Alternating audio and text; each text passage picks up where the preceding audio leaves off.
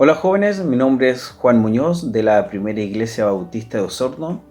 Actualmente ocupo el cargo de promotor de educación cristiana en el Distrito Austral. Que Dios les bendiga grandemente este 2021, les guarde y extienda de su amor a cada uno de ustedes y les conceda las peticiones de su corazón. Doy gracias a Dios por el trabajo que hemos realizado como directiva y distrito. eh, Semanas anteriores han podido visualizar devocionales de nuestro hermano Felipe recordándonos sobre la autoridad de Cristo en nuestras vidas, y nuestro hermano Adolfo Vargas recordándonos seguir amándonos los unos a los otros. Agradezco a mi amigo Adolfo que ha podido desafiarme en esta nueva tanda de devocionales, pero les comento que el día de hoy no seré yo quien les dé un devocional, sino nuestro hermano David Riquelme. Es tan fuerte sobre mí. Muy buenas tardes, queridos amigos y hermanos en Cristo Jesús. Mi nombre es David Riquelme y soy miembro de la Unión de Jóvenes de la Iglesia Bautista Betel en la ciudad de Valdivia. Hoy tengo el privilegio de poder compartir con ustedes una breve reflexión de lo que es la santidad de Dios. Mucho se ha escrito sobre este tema y es uno de los atributos importantes también de Dios en sí mismo. Así que me gustaría que pudiéramos ir al libro de Apocalipsis en su Biblia, verso 4, que es lo que nos dice sobre la santidad. Dice así: ¿quién no te temerá, oh Señor? ¿Quién no glorificará tu nombre? Solo tú eres santo. Todas las naciones vendrán y te adorarán, porque han salido a la luz las obras de tu justicia. Amén. Señor, tu palabra es viva y es eficaz. Doy gracias por eso. Me gustaría comenzar diciendo que con frecuencia en la Biblia podemos ver que Dios es llamado el Santo. Y lo es porque en Él se halla la suma de todas las excelencias morales. Es pureza absoluta, sin la más leve sombra de pecado. El libro de Primera de Juan, capítulo 1, verso 5, dice así: este es el mensaje que hemos oído de Él y que les anunciamos. Dios es luz y en Él no hay ninguna oscuridad.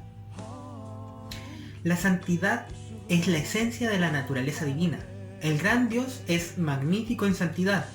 Esto fue dicho en el capítulo 15, versículo 11 de Éxodo. También el profeta Habacuc en su capítulo 1, verso 13 dice: muy limpio eres de ojos para ver el mal, ni puedes ver el agravio. De la misma manera que el poder de Dios es lo opuesto a la debilidad natural del ser humano y la sabiduría, contrasta completamente con nuestra mente limitada. Su santidad es completamente lo opuesto al defecto o a la imperfección moral. A esta perfección divina también se le da énfasis cuando escuchamos y leemos el libro de Isaías, capítulo 6, verso 3. Santo, santo, santo, Jehová de los ejércitos. La santidad de Dios se manifiesta en sus obras y es la regla de todas sus acciones. En el principio, Dios declaró que todo lo que había hecho era bueno en gran manera. Génesis capítulo 1, verso 31. Lo cual no hubiera podido hacerse así si hubiera algo imperfecto o impuro. La santidad de Dios se manifiesta en su ley también. Esa ley prohíbe el pecado en todas sus variantes. Por ejemplo, en las formas más refinadas, así como en las más groseras. La intención de la mente como en la contaminación del cuerpo. El deseo secreto como el acto abierto. Por eso vemos en el libro de Romanos, capítulo 7, verso 12, La ley a la verdad es santa y el mandamiento santo y justo y bueno. Otro libro, otro pasaje en el que podemos ver que su ley es santa es el mismo Salmos, capítulo 19, versos 8 y 9. Dice así: el precepto de Jehová es puro, que alumbra los ojos. El temor de Jehová es limpio, que permanece para siempre. Los juicios de Jehová son verdad, todos justos. La santidad de Dios se manifiesta en la cruz. La expiación ilimitada de Cristo pone de manifiesto de la manera más admirable y a la vez solemne la santidad infinita de Dios y su odio al pecado. Dios odia todo pecado porque Él es santo. Él ama todo lo que es conforme a sus leyes y aborrece todo lo que es contrario a las mismas. El pecado no puede escapar a su castigo porque Dios lo aborrece. Dios ha perdonado a menudo a los pecadores, pero jamás perdona el pecado. El pecador solo puede ser perdonado a causa de que otro lleve su castigo. Esto lo podemos ver en Hebreos capítulo 9, verso 22, cuando dice: sin derramamiento de sangre no se hace remisión.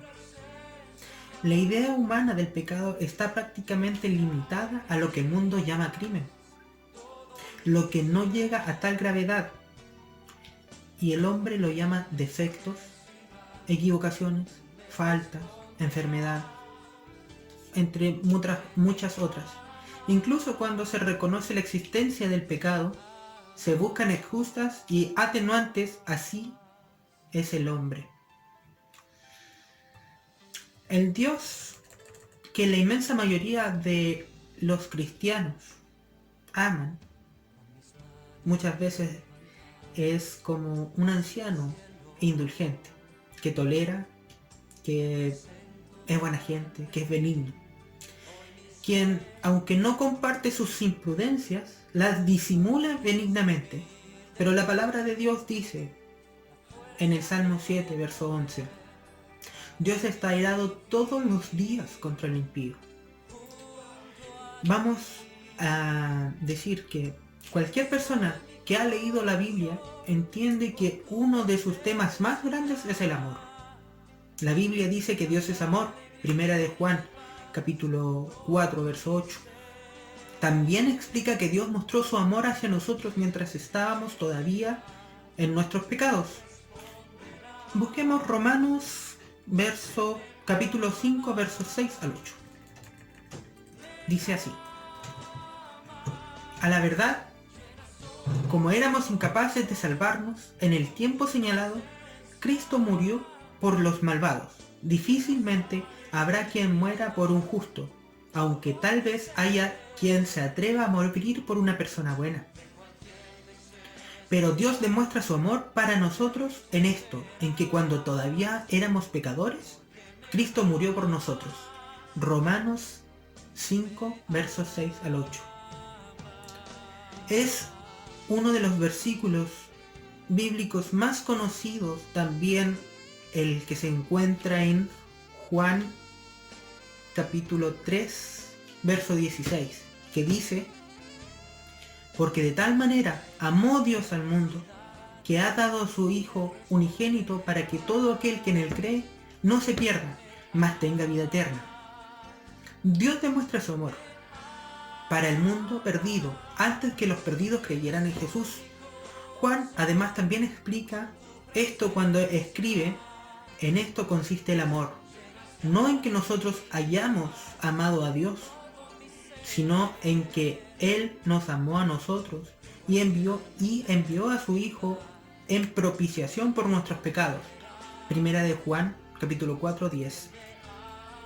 Es claro que en estos versículos que Dios ama a los pecadores perdidos y que Él mostró ese amor al enviar a Jesús. Para ir concluyendo, me gustaría leer varios versículos. Dice: porque Dios es santo, debemos también acercarnos a Él con una reverencia. Salmos 89, 7 dice: Dios terrible en la grande congregación de los santos y formidable, sobre todo cuando están alrededor suyo. Salmos 99, 5. Ensalzad a Jehová nuestro Dios, e inclinaos a él estrado de sus pies. Él es santo. No se nos manda a ser omnipotentes u omniscientes como Dios, sino santos. Y eso, en 1 de Pedro, verso 1:15, dice en toda conversación. Este es el mejor medio para agradarle. No glorificamos a Dios tanto con nuestra admiración ni con expresiones elocuentes o servicio ostentoso, con nuestra aspiración a conservar con Él, con el espíritu limpio y a vivir para Él, viviendo como Él. Para ir concluyendo, me gustaría que pudiéramos leer 1 de Tesalonicenses, versículo 5, 23. El Dios de paz os santifique en todo, para que vuestro espíritu y alma y cuerpo sea guardado entero, sin reprensión, para la venida de nuestro Señor Jesucristo. Amados, queridos hermanos, esta breve reflexión sea Dios trabajando en nosotros. Así es. Muchas gracias por este tiempo. Y Dios les bendiga. Cuídense. Edifíquense también. El tiempo es oro. Muchas bendiciones. Adiós. Agradecemos a nuestro hermano David Riquelme que nos ha hablado sobre la santidad de Dios. Hebreos 12:14 dice: seguid la paz con todos y la santidad sin la cual nadie verá al Señor. Les animo, jóvenes, que sigan escuchando los devocionales semanales que se van a comenzar a publicar este nuevo año 2021. Hemos contactado a nuestros hermanos jóvenes que han aceptado el desafío de instruirnos a través del estudio de la palabra de Dios. Les envío un afectuoso abrazo virtual. Dios les bendiga y les proteja en todo. Muchas bendiciones. Te alaba.